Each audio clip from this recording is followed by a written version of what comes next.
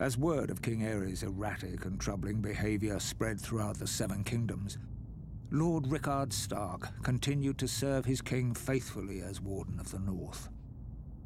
The proud father of 4 children, his daughter Lyanna, was engaged to Robert Baratheon, the young lord of Storm's End.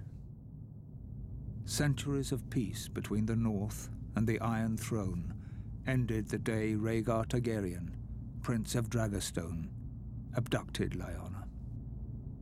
Enraged, Brandon Stark rode to King's Landing, demanding the release of his sister and the death of Rhaegar.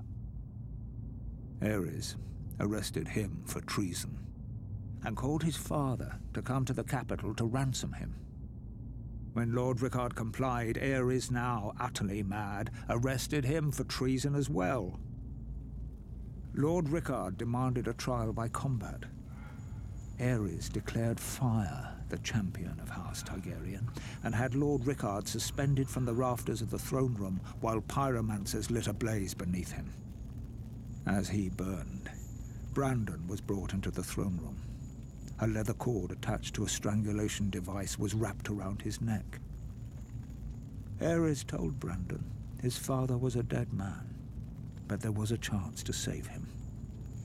A longsword was placed on the floor just out of Brandon's reach, and the more he struggled to reach it, the more the cord tightened around his throat.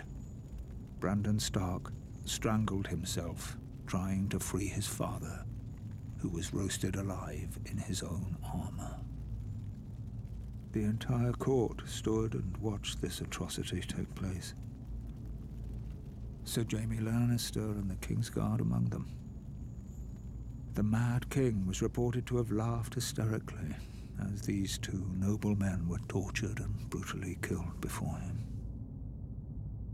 Seeking to rid the world of all his supposed enemies, Aerys called for the head of Rickard's younger son, Eddard Stark, and Lyanna's betrothed, Robert Baratheon. He sent word to Lord Jon Arryn, who had fostered both young men at the Eyrie, to apprehend them. Instead, Lord Arryn joined houses Stark and Baratheon in rebellion. Robert vowed to kill Rhaegar Targaryen and get his beloved Lyanna back.